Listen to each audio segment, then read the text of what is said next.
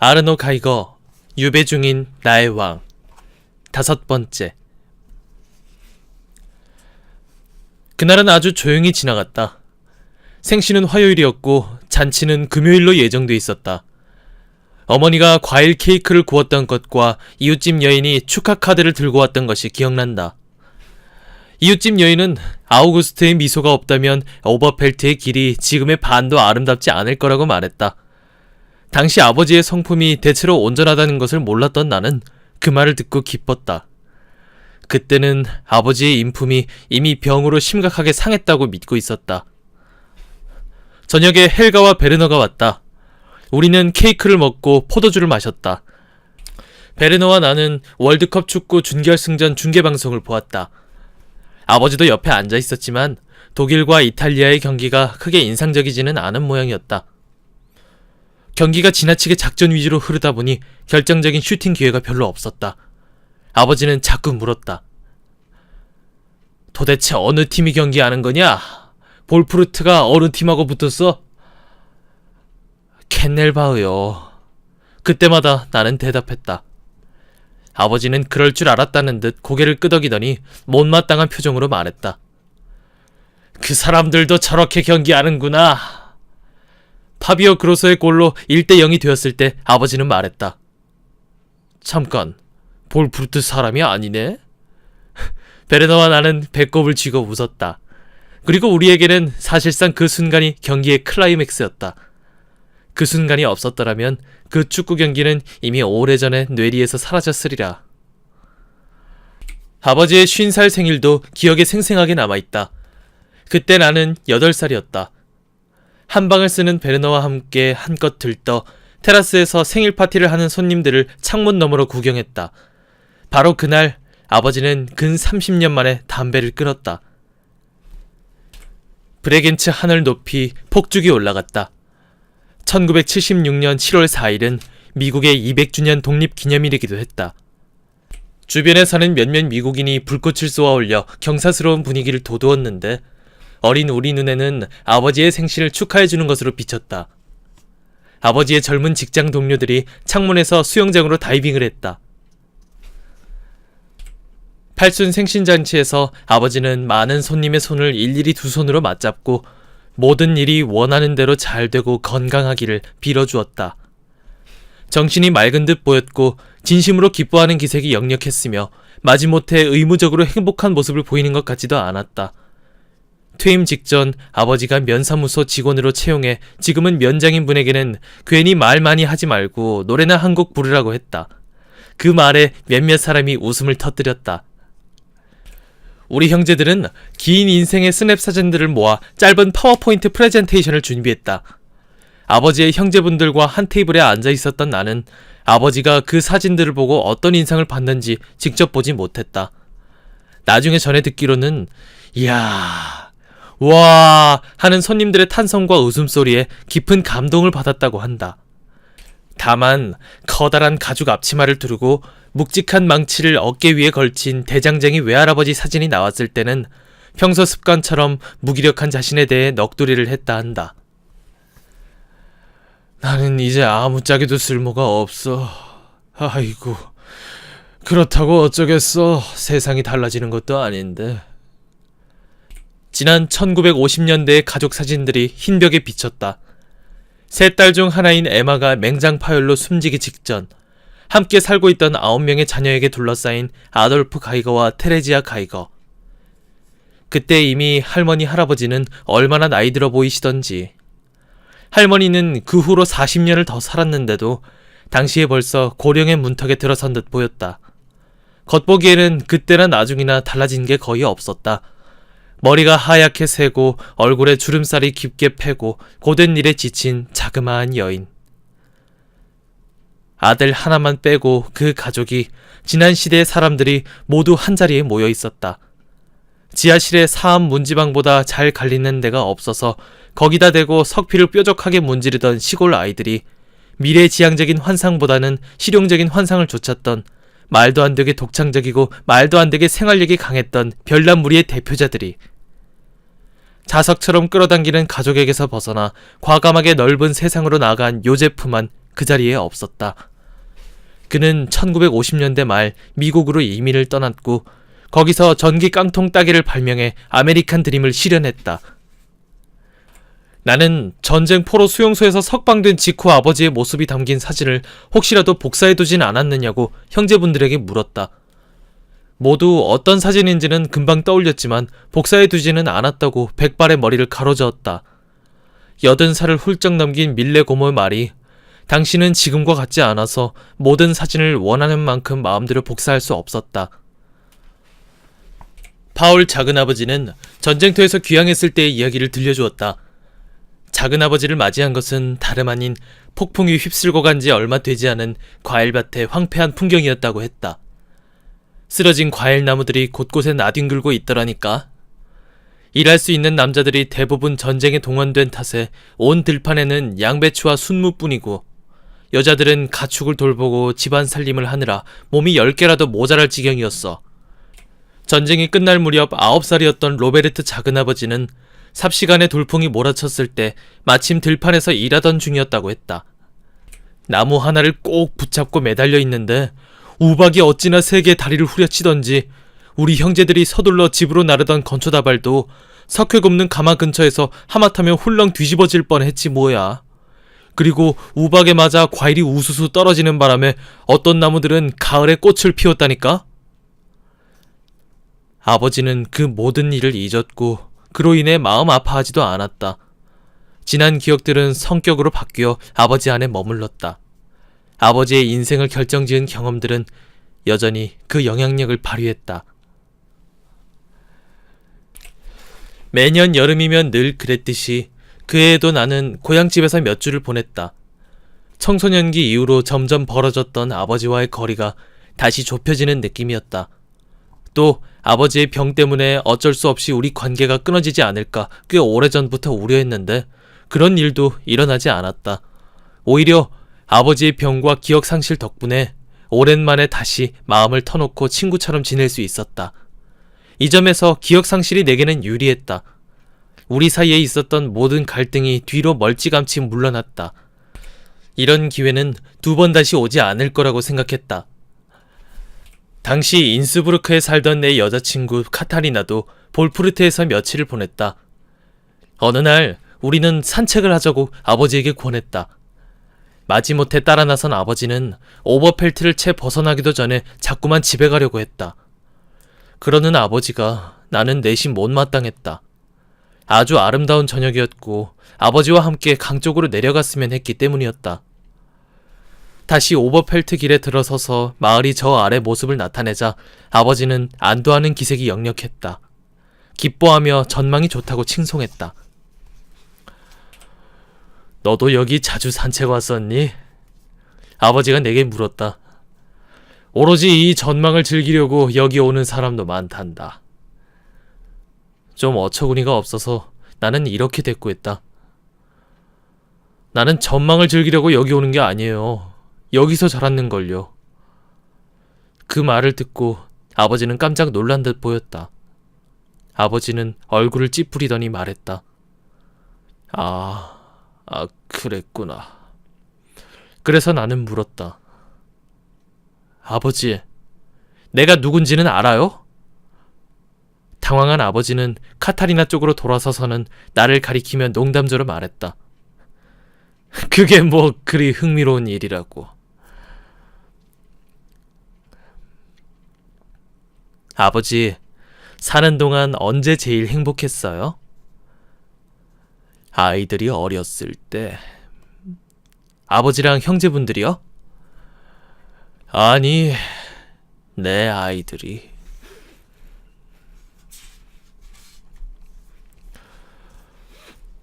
독일 국가 사회주의가 종교적이고 시민적인 관습들을 무가치한 것으로 평가절하한 사태는 전쟁 후 그 관습들이 지나치게 높이 평가받는 부수적인 결과를 낳았다.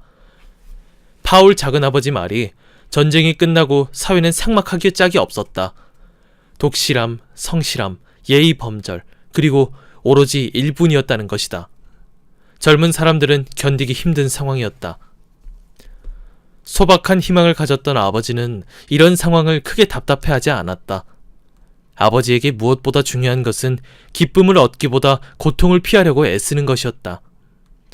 볼프루트로 돌아온 아버지는 자신이 올바른 삶이라고 여기는 것을 실현했고 동시에 자신감과 안정감을 되찾을 수 있었다. 제 아무리 놀라운 일도 제 아무리 좋은 기회도 관심이 없었다. 세상에 주어지는 기회에 뛰어들기 위해서는 신뢰가 필요한 법인데 전쟁 전 아버지가 가지고 있었던 신뢰는 사라져버렸기 때문이었다. 경험은 흉터를 남긴다. 번거로운 일 없이 조용하게 살고 싶은 욕구는 공무원으로서의 안정된 삶과 이런저런 마을 단체의 품으로 아버지를 이끌었다. 아버지는 축구팀의 창단 멤버이자 오른쪽 미드필더로 활약했다. 또 마을 극단을 이끌어 네스트로이의 불황자를 무대에 올렸고 여자가 대다수였던 교회 성가대에서 노래를 부르기도 했다. 하지만 여자라는 존재는 아버지에게 관심 없는 이국적인 현상일 뿐이었다.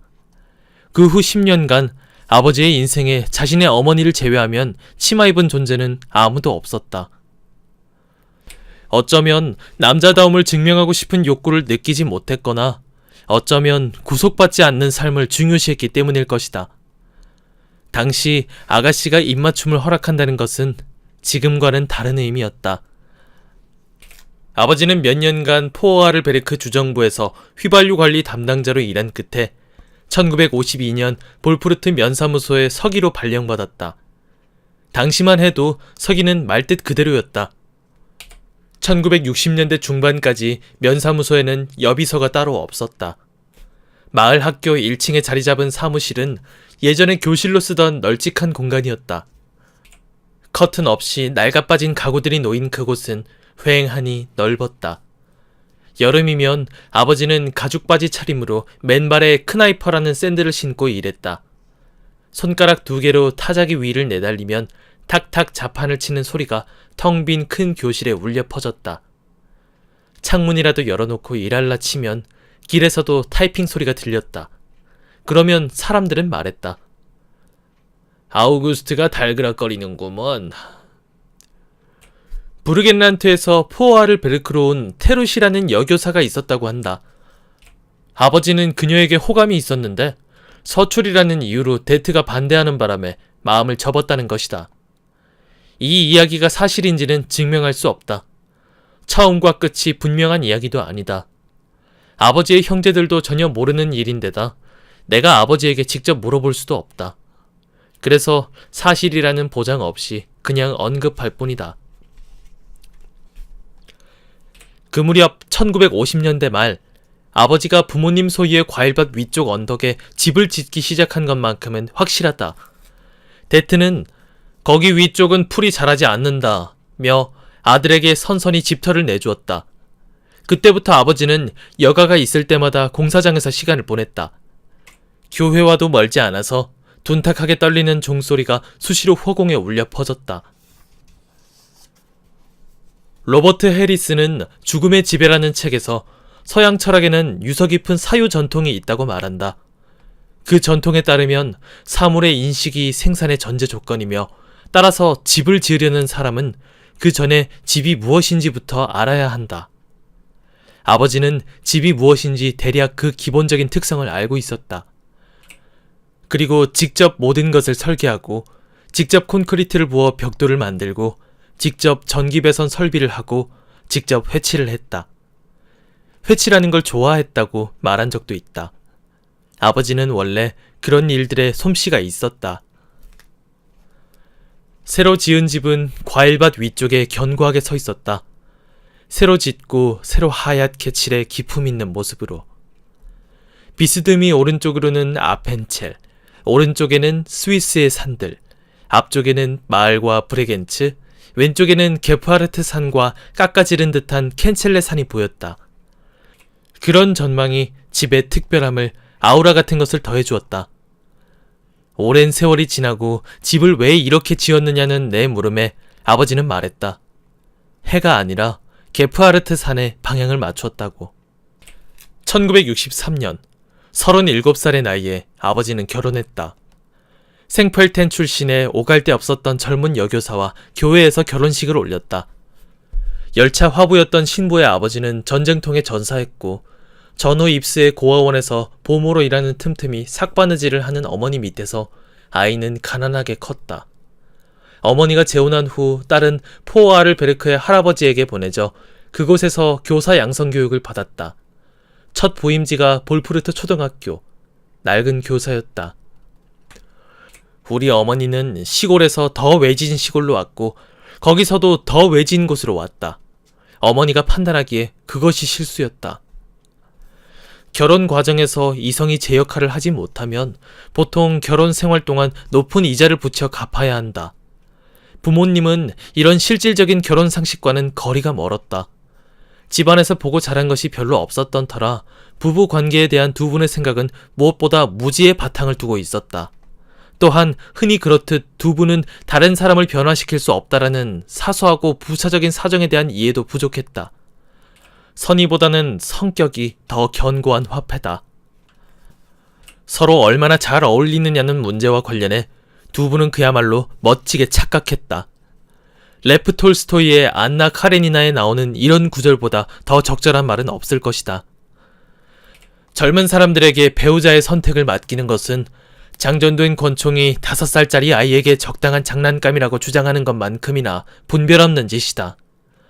노 후작 부인의 말이다. 결혼 전 부모님은 행복에 대한 서로 다른 생각들이 충돌하면 무슨 일이 벌어질지 헤아려 보려고조차 하지 않았다.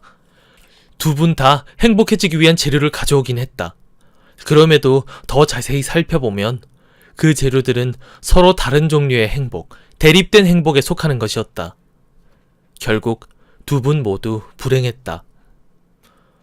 두 분은 서로 상대의 기대를 만족시킬 수 없었다. 자기 감정을 전하는 방식조차 근본적으로 달랐다. 태어난 시기와 자라난 환경이 너무 달라서 문화적인 단절을 극복하기 어려웠다. 시골의 대가족 가정에서 자란 아버지와 프롤레타리아 계급의 홀어머니 밑에서 자란 어머니. 아버지는 전쟁 전 사회에서 자랐고 어머니는 전후의 사회에서 자랐다. 아버지에게는 전쟁과 포로 생활이, 어머니에게는 가난과 향토 영화의 낭만이 깊이 각인되어 있었다. 기대도 다르고 가치관도 다르고 감정의 세계도 달랐다. 아버지는 소박하고 검소한 것을, 어머니는 감각적이고 따뜻한 것을 좋아했으며 아버지는 사람들과의 사교를, 어머니는 교양을 높이 샀다. 아버지는 문화생활에 얼마나 무능한지 번번이 보여줄 수밖에 없었고 다음 날이면 어김없이 이런 말이 들렸다. 아우구스트는 일막이 시작되자마자 잠들었다니까. 그것은 인생의 꿈들이 빚어내는 완벽한 불협화음이었다. 오로지 결혼해서 자식을 낳으려는 바람만이 예외적으로 일치했다. 그것을 제외하면 두 사람이 같이 사는 생활은 바벨탑에서 자포자기의 심정으로 서로를 설득하고 각자 자기만의 언어로 당신은 날 이해 못해 라고 말하는 나날의 연속이었다. 아버지에게 왜 어머니와 결혼했느냐고 물었더니 어머니를 무척 좋아했고 어머니에게 안식처를 주고 싶었다고 대답했다. 여기서도 아버지의 중대한 주제는 안식처, 안주, 안정감이었다. 아버지가 보기에는 이런 것들이 특별히 가치가 있었다. 아마 아버지는 사랑에 빠지는 것도 근사한 일이지만 자신의 소속을 아는 것이야말로 훨씬 더 근사하다고 생각했을 것이다. 그런데 어머니는 안주와 안정감이 아닌 자극을 찾았다. 어머니는 세상을 향해 마음을 활짝 열고 새로운 것에 열망했다. 돈이 없어서 신혼여행은 꿈도 꾸지 못했다. 하지만 신혼여행 삼아 산책하자는 제안을 아버지가 거절했을 때 어머니는 머리를 한 대 세게 얻어맞은 기분이었다. 아버지에게 지구가 넓고 아름다워야 할 이유가 있다면 그래야만 모든 사람이 볼푸르트에서 어정거리지 않을 것이기 때문이었다. 숲으로 산책도 안 갔다니까. 어머니는 나중까지 두고두고 분개했다. 그리고 사실 그런 식의 거절은 칭찬받을 만한 일은 아니었다. 아버지는 단 하루도 습관을 포기하려 하지 않았다. 일상의 규칙적인 흐름을 끊는 것은 뭐든 부정적으로 보았다. 결혼식 후 토요일에 잠깐 나들이 하는 것조차 마찬가지였다. 아버지가 설계한 인생은 구불구불한 길이 아니라 반듯한 길이어야 했다.